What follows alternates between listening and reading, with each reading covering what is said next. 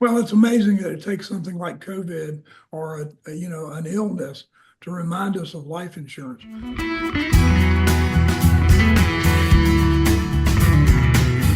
And welcome into Financial Focus, brought to you by Best of the Best in Financial Services, as named by the readers of the Lake City Reporter in financial services for 10 straight years concurrent and still going. They are the team from Gulf Coast Financial Services. Founder and CEO John Kuykendall here with us, helping us stay financially focused. And John, we've got plenty to talk about. We've been discussing market volatility, and it's springtime, doing a little bit of financial spring cleaning times and reasons and opportunities to move your money, improve your financial outlook, and take more control.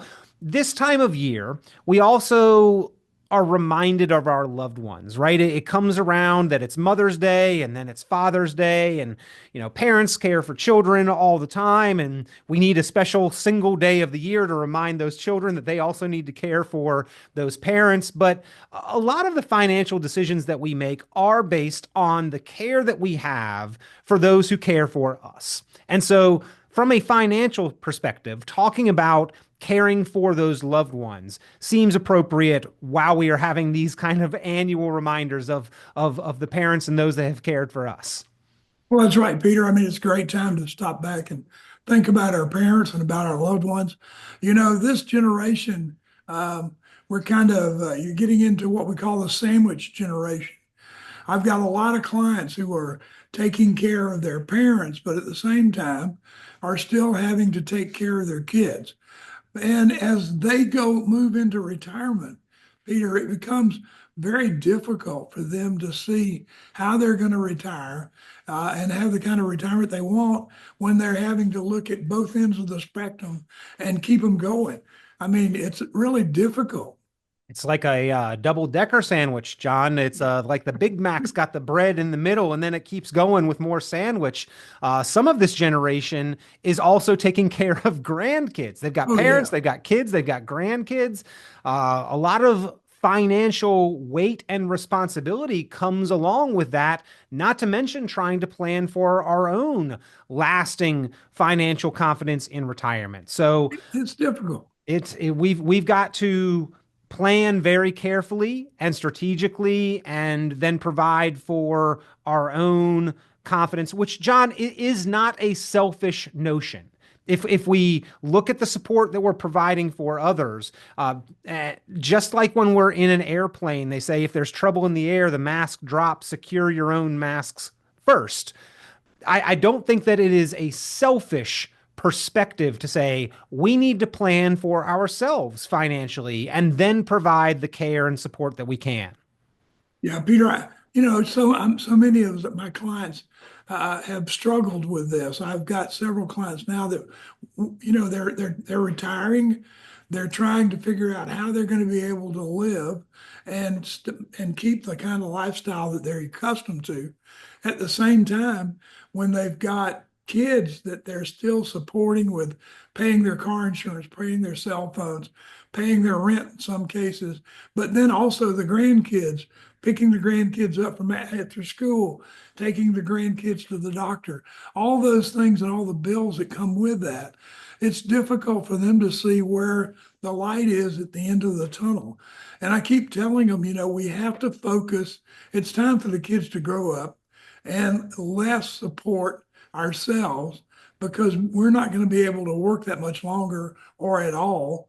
And we have to get moving in that direction, Peter. Well, and it's a sad reality, John, but when it becomes very apparent, the support that we're providing to others is when we're no longer here to provide that support. And I think that first and foremost, showing care for others, we may need to have a very specific conversation about life insurance as part of this, right? Because if we're not here, if we're providing that support and then we're not here, where is that ongoing support going to come from? And I don't think that necessarily it's the desire to leave others rich and wealthy beyond their imagination. But if we are providing that support to others, life insurance certainly needs to be part of that conversation. And I know that there's a lot of debate when it comes to life insurance.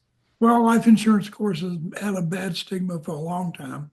But, The life worst stigma, insurance. though, John, is when it's forgotten about. Oh, I know, Peter, and people do. They forget about it. It's something that they put on the back burner because they don't see the need of it for it.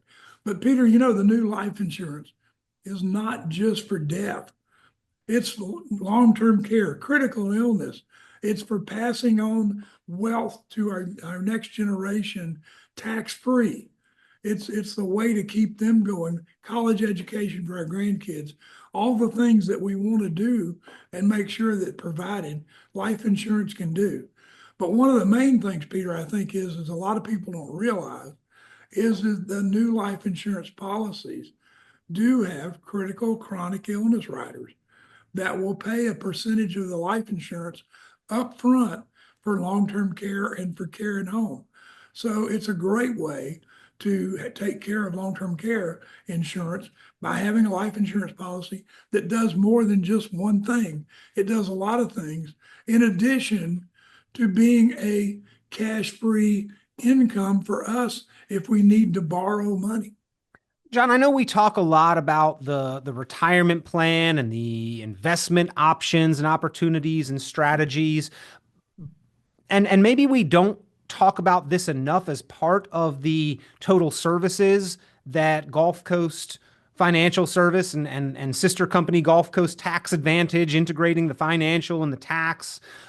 But do you help people with the life insurance considerations as well, like calculating how much insurance we should have, what type of insurance?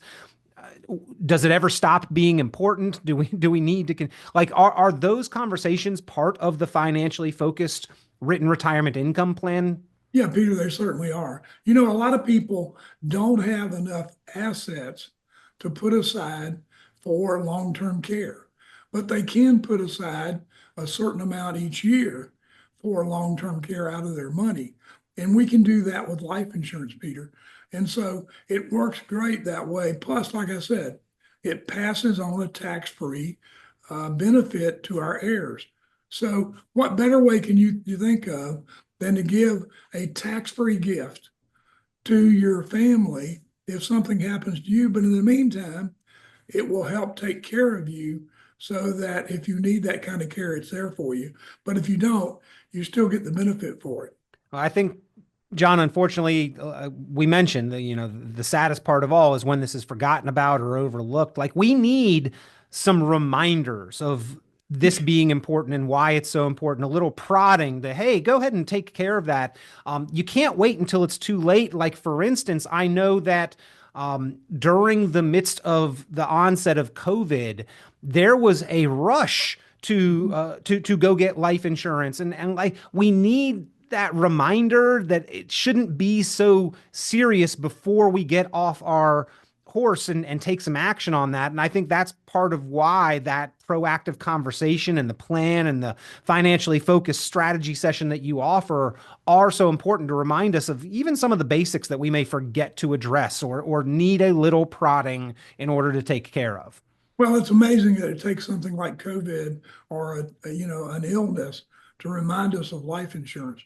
But Peter, as well as I do, you can start talking about life insurance and you look at the lights go off. Mm. I mean, the people just kind of turn you off because they don't see the need for it. But Peter, there is a legitimate need for life insurance. It's one of the best financial planning tools we have, and probably one of the least used that we do. And you can write insurance up into your 70s if you're in good health. I mean, there's no reason why people shouldn't get it. Life insurance has changed a lot. I first started in 1972 selling life insurance.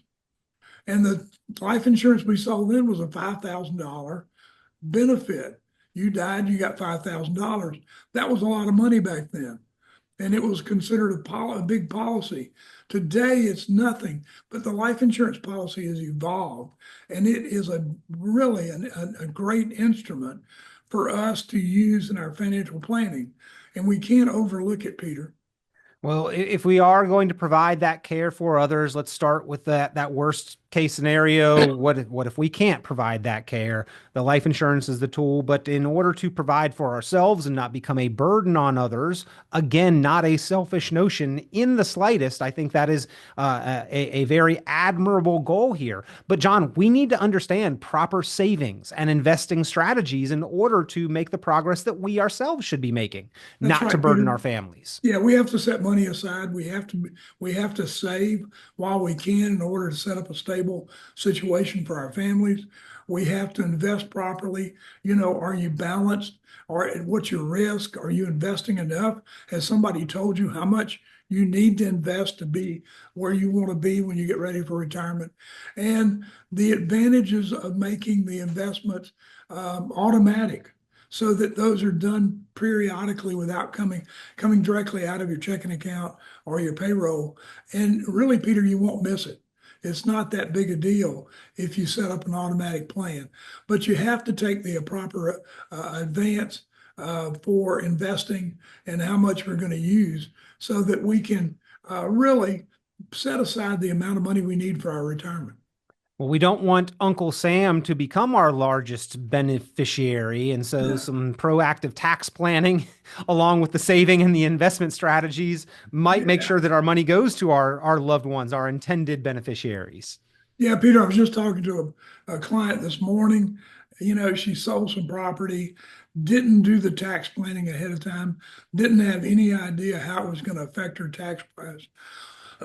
All these things are available and all these things are there if we just take the time to do the tax planning, the income planning ahead of time. Those are the kind of things we want our clients to do. If you're going to make a major change, sell a piece of property, sell your house, whatever, we want to run that through the calculator and show you how much it's going to cost you, how it's going to affect you, and what we're going to have to do to plan for the taxes that you're going to have to pay based upon what you did. There's no reason that anybody should go into this without understanding exactly what they're doing. It's more complicated now, Peter, than it used to be.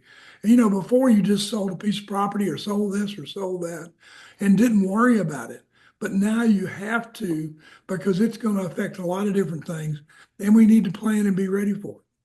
Well, again, we are talking about caring for, protecting loved ones on this program. And we have a myriad of current events that we have been discussing with the market volatility and things that are going crazy and haywire in the stock market. And of course, driven a lot by the headlines and current events. But this is one of those foundational Yeah. conversations, John. So again, kind of circling back to at a certain point in our life's progression, the tables turn and we begin to provide the care for the parents. It, Mhm. are there steps that we should be considering there? Like, is there an ability to help provide that long-term care insurance for our parents or that life insurance component for our parents? Because more often than not, I feel like it is those who have already experienced it once that become more serious about protecting their own children, like putting that protection in place for themselves. But if we're still on the front end of that, and we're looking at the costs of things these days, like nursing care, like assisted living care, like long-term care, are there opportunities to either put in place or at least have conversations with the parents so that we can help them help themselves? Well, we should certainly, Peter, sit down with the parents and explain to them, what's available and what are we looking at? Do they want to stay at home as long as they can, or would they rather go into a facility? Would they like to have someone come in and stay with them? What do they want to do so that they feel like they're not impacting their family more than they should?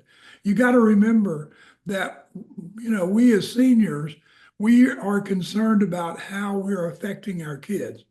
And so you need to have that conversation and get it spelled out front. If I'm getting close to the point where I can't drive, I hope Brent will come to me and say, "Hey, Dad, it may be time to give me the keys." Hmm. Get that conversation out in the open. Nobody wants to do that. Nobody I wants mean, to. nobody wants that conversation. But there are ways so that we can plan, take some of the assets and put them into some of these hybrid investments, life insurance, annuities with a long-term care benefit, maybe, some other kind of hybrid event. There are several policies that pay a lot, and set up some kind of long-term care. We need to explain and sit down as a family and realize how much it's going to cost. Where's that money coming from? The government, in a lot of the cases, is not going to pay for it. And so we have to come up with a plan. Are we going to kick in, or are we not going to kick in? Get it out in the open and get it over immediately so that you don't have those arguments later because sis didn't give her amount of money. I mean, those are all things that we need to do. But life insurance certainly is a way that we can get that chronic critical illness, even a terminal life rider, so that it pays out a large sum up front, and then the remainder on death. Annuities with the new hybrid long-term care, they're certainly great for, but you need to figure out whether I'm going to have facility or do I want facility and home care, because not all of them are the same. So those are the kind of conversations that we have to have up front in order to decide what we're going to do. I just had one of those conversations about 30 minutes ago. And we were talking, to a wife, and explained to her, okay, we have this for you.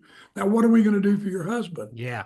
You Yeah. know? Yeah, no, I absolutely. Because John, it strikes me as I have been asking questions about caring for loved ones, that I've sort of been thinking about this generationally, the one generation to the next, but between spouses, Oh, yeah. these conversations a lot of times go unconversated, right? They don't Yeah. talk about these things. Oh, I handle the finances. Oh, she handles her finances, I handle mine, or vice versa. Yeah. He handles his, and people sometimes don't realize how much we rely on each other Mhm. for certain financial aspects. So you lose a social security, maybe pensions are out there that are Sure. set up that won't continue for other spouses. Maybe there were, previous marriages. So between spouses, we need to have a conversation about protecting our loved ones and be on the same page. And John, unfortunately, sometimes those conversations don't happen as often as they should. Well, that's right, Peter. They don't. It's a hard conversation to have. But we should sit down and also plan our final moment when we're put into the ground so that my wife understands what I expect, what I want, so that she will, at a time of grief, will be able to go in and do what I wanted, but not spend an extra exorbitant amount of money because she wants to honor me in some way that I don't want to be honored. And so, but we don't have that conversation. We don't pre-plan our funerals. We don't prepay them. My mother-in-law prepaid hers 50 years in advance. Can you imagine what price she got for her final funeral? I Compared to mean, what the actual cost would have been, right? yeah, I mean, it was unbelievable because she got it when she was 70. It was actually 30 years, and she died when she was 102. So, that's what the kind of planning that we should have. Everything was spelled out in a book, including what each person did, what they did, how they did it, and every item in her house. If you lifted up a vase, underneath the vase was a name on it.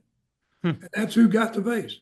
So, those are the things that we don't really plan for. And one of the things that, I'm trying really hard this year to work on is legacy planning. Hmm. We don't want to pass away without having, a will, a living will, a health surrogate form, and a power of attorney. We have to do those in order, in Florida especially, to be able to have people handle things for us when we get to the point that we're incapacitated. Yep. And you'll be surprised at the number of people that don't have them. So just a reminder, those legal documents, those are important, and uh, better sooner rather than later on all matters financial. But that's one, John, from the legal perspective, you cannot do the day after you need to have them done. You've got to think about these things. That's why it's called Yeah, planning, right? You got to think of that's right. them ahead of time, not react to them. And so those legal documents, leaving a positive, impactful legacy. And regardless of whether there's millions of dollars or not, everybody leaves a legacy behind. It can be value, it can be values, it can be positive, it can be negative. Planning ahead helps to give you that positive legacy that we all would hope for, I feel, John. Oh, yeah, Peter. And today, with all the things that we're faced with, new tax laws, Social Security running out of money, Medicare running out of money, all the things that are ahead of us as seniors, now's the time that we have to be proactive and plan. What happens if I only get half my Social Security? What happens if, my wife dies and I lose her Social Security? What happens if my wife dies and her pension goes away? We need to plan all those things out in advance so that we know what's going to happen. If I sell that house, how much is it going to cost me in taxes? Those are all things that are so easy. Do I take Social Security now or do I wait another 3 years? It's all calculated out for us so that we can understand it and make the right decision. But Peter, we have to plan. We can't procrastinate and say, I'm going to live forever, because none of us are going to do that. Well, and the reality, John, I mean, I've heard it many times that if a loved one, if a spouse passes away, like, don't rush into any big financial decisions. But the truth of the matter is that we are forced into making many very impactful and in many cases lifelong financial decisions within a short amount of time. I mean, we've only got the 1 year where we're still filing under the joint tax bracket. That alone is big. Social Security, like you mentioned, we've got to process some things there. The probate process itself, we are forced into some decisions that we may not want. Planning ahead for all of these things just makes it that much easier on our loved ones and those that we care about, those that have cared about us. Yeah, and don't you think that the best legacy you leave is one that says, hey, he or she handled everything and it was so easy and I understood where I was and we talked about our financial situation, our money, and how it was going to handle, how I was going to be able to survive, or how he was going to be able to survive if I was gone. Yeah. I've heard it put that only if you don't like your family pass away without those legal documents squared away. All jokes aside, very important. On this program, we've addressed the financial protections that we strive to offer to our family, to our loved ones, and those that we care about, those that rely on us for support. Let's plan carefully, not only for ourselves, not to become a burden, but to leave as positive and seamless a legacy for them. John, that's why you offer that complimentary review, the retirement planning strategy session, and to put together that financially focused plan. Yeah, Peter, it couldn't be more important these days for somebody to sit down and take advantage of the whole concept that we have. It's so much more advanced than it used to be, and it's much more comprehensive. Certainly, anyone should make that a priority to get that plan, so we know where we're going. Can't get to the end of the road if I don't know where I'm going. Well, again, if you would like that financially focused written retirement plan, if you would like a complimentary review, a planning strategy session, or just have a conversation about your situation, personalized plans with long-term visions, diversified strategies, and opportunities available, give Gulf Coast Financial Services a call. John Kuykendall and his team of experienced, qualified professionals there to guide you and make sure your plan, your investments, your dollars are focused on the same goals as you.